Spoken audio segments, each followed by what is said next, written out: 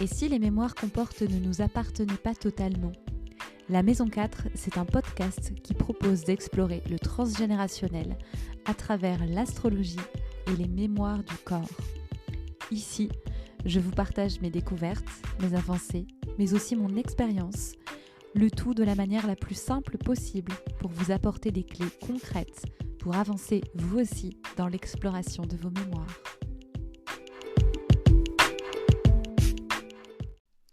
Et bienvenue dans ce nouvel épisode de podcast de la Maison 4.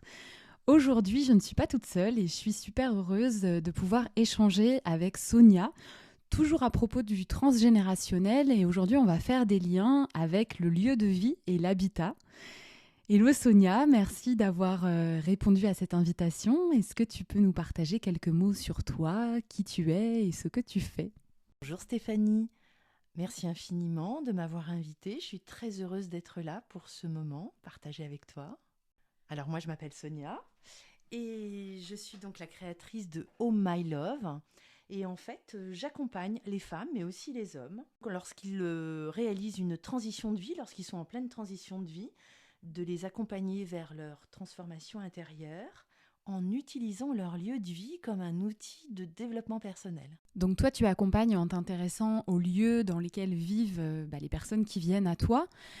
Pourquoi cet intérêt pour le lieu de vie ? Comment ça t'est venu de t'intéresser au lieu de vie et qu'est-ce qui est important pour toi ? Alors, l'intérêt n'est pas venu, mais il est là depuis toujours en fait. Je pense que déjà lorsque j'étais petite enfant, tu sais, tu es toujours très surpris quand tu rencontres quelqu'un et que lorsque tu vas chez lui, d'être parfois étonné de l'intérieur. Soit c'est complètement en harmonie, en symbiose, ou à l'inverse, tu es très surpris de voir leur intérieur et du coup tu t'interroges, tu te dis « Ah mais j'imaginais pas du tout que sa maison c'était comme ça ». Alors soit magnifique, soit au contraire un peu moins organisé, tu vois, pour être poli. Et ça m'a toujours fascinée de voir que vraiment nos intérieurs reflètent en fait une partie de nous qu'on montre pas forcément aux gens, qui est plus intime. Et à partir de là, je crois que toute ma vie, les lieux de vie ont été hyper importants pour moi. Donc, de les aménager, de les transformer, d'en faire des endroits où on se sent bien. Et il a été évident depuis très longtemps que je souhaitais travailler avec les lieux de vie, avec toute cette partie subtile que moi-même j'intégrais, mais sans vraiment mettre de sens et de conscience dessus. Mais en revanche, je me rendais bien compte qu'en ayant un lien, qu'en comprenant, on pouvait vraiment avoir des messages hyper intéressants et de transformer notre énergie en même temps que celle du lieu de vie. Ouais, merci, c'est hyper intéressant et tu vas même plus loin là-dedans puisque tu dis aussi que ça sert à rien de travailler sur soi ou de faire du développement personnel et de pas s'intéresser à l'énergie de sa maison, en fait, de rien en faire. Est-ce que tu peux nous en dire un petit peu plus, du coup, sur les liens que tu fais ? Bien sûr. Tu fais rapport à un poste. Ouais. Exact. Alors, moi-même, je me fais accompagner par des thérapeutes depuis très longtemps, mais je trouve ça toujours assez fou. C'est comme si le travail était à moitié fait, en fait.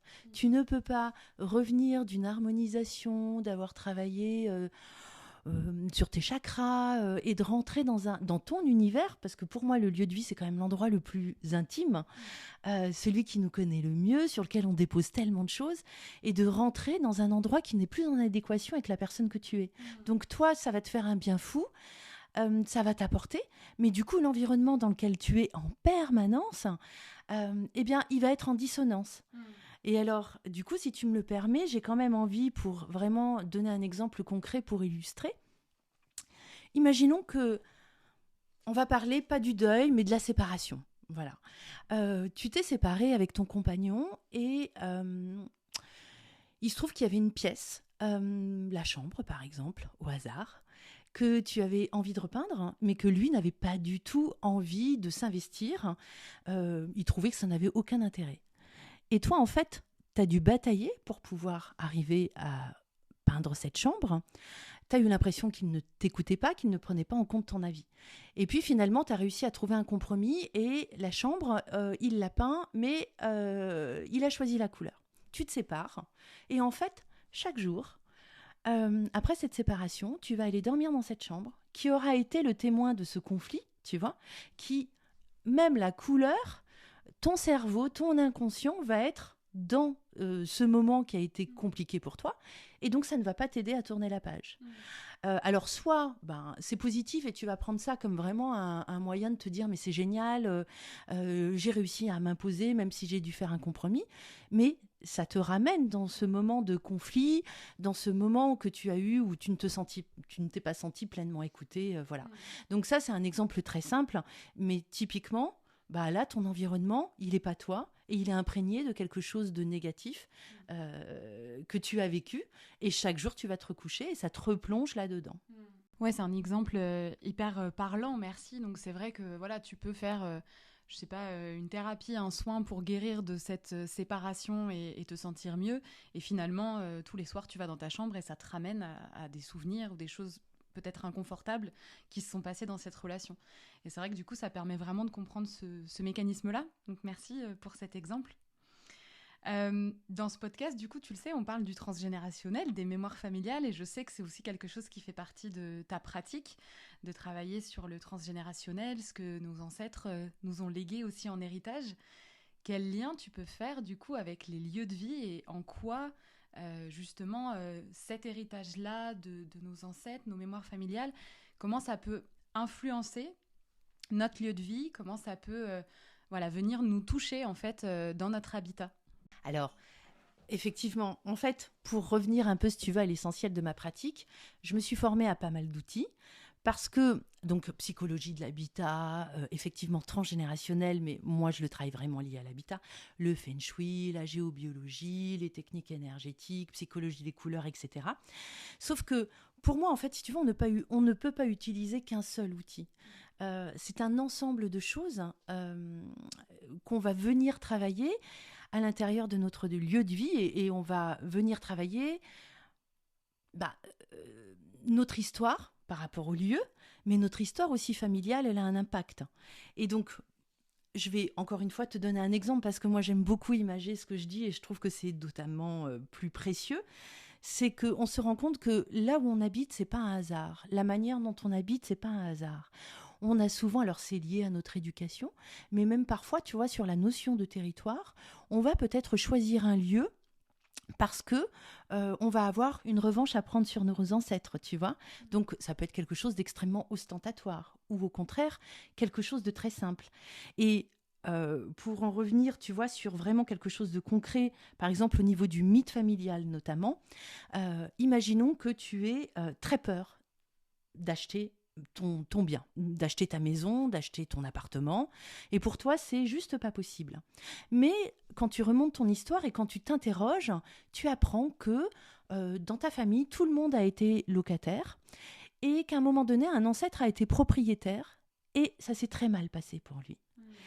Et à partir de là, en fait, tu te rends compte que les descendants ont tous eu cette peur inconsciente d'oser acheter. Acheter un bien, être propriétaire, c'est se mettre en danger. Ça peut être aussi renier la loyauté familiale. Tu vois, il y a vraiment plein de choses qui impactent, en fait. Pour moi, le transgénérationnel, c'est limite même l'outil avec lequel je travaille, puisque là, quand on vient à moi avec une problématique, c'est vraiment l'outil avec lequel je démarre. Parce que souvent, on va assainir, on va voir ce qui se joue pour comprendre ce qui nous appartient ou pas et ce qu'on peut libérer et laisser aller, tu vois. Oui, l'exemple que tu prends, c'est vraiment le mécanisme effectivement des loyautés familiales qui sont le plus souvent inconscientes et qui vont être tous les types de schémas, de comportements qu'on va répéter, même si ils peuvent nous desservir d'une certaine manière, mais dans l'idée de rester fidèle au clan en fait. C'est vraiment le fonctionnement des loyautés familiales, finalement de se dire pourquoi moi, alors dans l'exemple que tu nous livres, pourquoi moi je pourrais être propriétaire, avoir un bien qui est à moi, posséder quelque chose, alors que peut-être tous ceux avant moi n'ont pas pu, et le jour où il y en a un qui a accédé à la propriété, ça s'est pas bien passé. Et ça, c'est vraiment effectivement un mécanisme qu'on voit très souvent, hein. Moi, je le vois très souvent en séance sur plein de sujets. Et c'est intéressant de se dire que à travers notre habitat, justement, à travers cette lecture-là, on peut aller identifier aussi ces schémas de loyauté. Donc il y a vraiment plein de manières de mettre en lumière des loyautés familiales. Alors c'est vrai que moi je travaille beaucoup avec l'astrologie et on peut déjà tirer des fils dans l'astrologie. Mais voilà, vous l'entendez du coup, vous qui écoutez ce podcast, à travers le lieu où vous vivez, on le voit aussi. J'imagine que c'est aussi des choses qui peuvent être intéressantes et qui sont peut-être encore plus prégnantes quand on va habiter la maison de nos ancêtres, peut-être la maison dans laquelle on a grandi, qui appartenait à nos parents, ou les maisons de nos grands-parents. J'imagine que ça nous influence d'autant plus. C'est bien souvent les influences qui sont les plus importantes. Parce qu'effectivement, là, on est dans le concret, on est directement... Enfin, tu vois, le lien, il se fait en 2 secondes. Et effectivement, parce que ça peut être génial aussi. Enfin, c'est pas forcément négatif, c'est pas forcément quelque chose de mal, ça peut être fabuleux. C'est négatif à partir du moment où toi, ça t'empêche d'avancer, où tu sens que quelque chose te freine, comme toi dans ta pratique, en fait. Et vraiment... effectivement, le lieu, la notion de territoire, elle peut se démultiplier. Ça peut avoir des impacts même infimes, de loyauté familiale, même infimes. Là, moi, je t'ai donné un exemple assez gros, mais ce sont parfois des choses infimes et qui peuvent te pourrir la vie, en fait. Moi, j'ai un exemple aussi qui me vient que j'ai envie de partager parce que ça m'a particulièrement percuté du coup, et pourtant ça fait un moment que je te connais, qu'on travaille ensemble. Tu m'as accompagnée aussi dans l'énergie de mon lieu de vie. Et alors, il y a quelque chose, quand je te l'ai partagé, je me suis dit, mais c'était tellement évident que c'est fou que je ne l'ai pas vu avant. Mais moi, c'est seulement il y a quelques mois, en début d'année là, 2024, que je me suis séparée d'un objet qui appartenait à ma grand-mère, donc notamment après une constellation familiale dans laquelle j'ai rendu une loyauté à cette grand-mère maternelle. Et en fait, je me suis rendu compte que dans mon salon, depuis 3 ans, j'avais une valise qui lui appartenait, avec toute la symbolique du coup de la valise derrière, hein, des valises qu'on porte. Donc là, moi, je portais clairement depuis 3 ans la valise de ma grand-mère, à la fois dans mon salon et à la fois symboliquement du coup sur mes épaules. Et ça, je trouve que c'est assez fou parce que à quel point aussi ça peut être inconscient, parce que tu vois, pourtant j'ai cette conscience-là, je travaille avec cette énergie, je te connais toi, donc j'ai la chance aussi de bénéficier de tes conseils et d'échanges, etc. Et je ne l'avais pas vu, quoi. Je ne l'avais pas vu jusqu'à maintenant. Est-ce que tu as d'autres exemples aussi de choses comme ça qui peuvent être au niveau des objets, justement, dans le lieu de vie, qui peuvent être symboliques à ce point-là? Mais tellement, tellement d'exemples. Et ce que tu racontes est tellement courant, j'ai envie de dire. On ne se rend même pas compte de ce qu'on possède chez nous et de ce que ça peut interférer, tu vois. Et effectivement, alors je te donne un exemple, mais qui est tellement souvent, c'est par exemple le tableau. Tu parles de valise, mais le tableau qu'on n'aime pas trop, mais qui est dans la famille depuis toujours, et qui en plus appartient à une grande tante que tout le monde détestait, qui était soi-disant très méchante, tu vois, et que tu vas avoir par exemple dans ta chambre à coucher, ou dans ton salon, là où chaque jour, sur ton canapé, le moment où tu relâches, tu vois, t'es en face avec ce tableau-là. Et c'est aussi de s'interroger, et c'est vraiment ça, moi, que j'ai envie de partager sur mon compte Insta. En tout cas, c'est ça, c'est de questionnez-vous. Moi, c'est mon rôle c'est ça que j'aime le plus faire, c'est qu'on s'interroge. Mais tout le monde peut le faire, en fait. C'est juste d'avoir un autre regard, en fait, sur notre lieu de vie. Changer de regard et avoir une relation plus consciente, en fait, avec notre lieu de vie et ce qu'il compose. Et même plus que ça, c'est que une fois que tu as compris ça et que tu es capable justement de créer ce lien intime avec ton lieu de vie.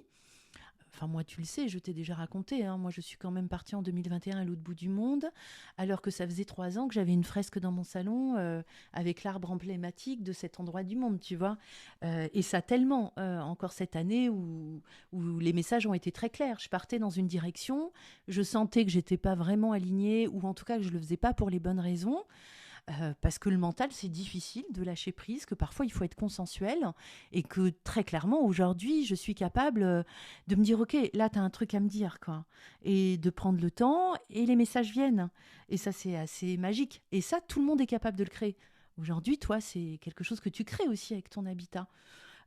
Et encore plus, même en tant que thérapeute, par rapport à cet endroit où on est, dans cette belle pièce, il y a eu tout un cheminement qui a dû être fait qui a dû être travaillé pour que tu puisses investir cet espace, ta posture, chez toi en tant que tel, parce que c'est pas si simple non plus, quoi.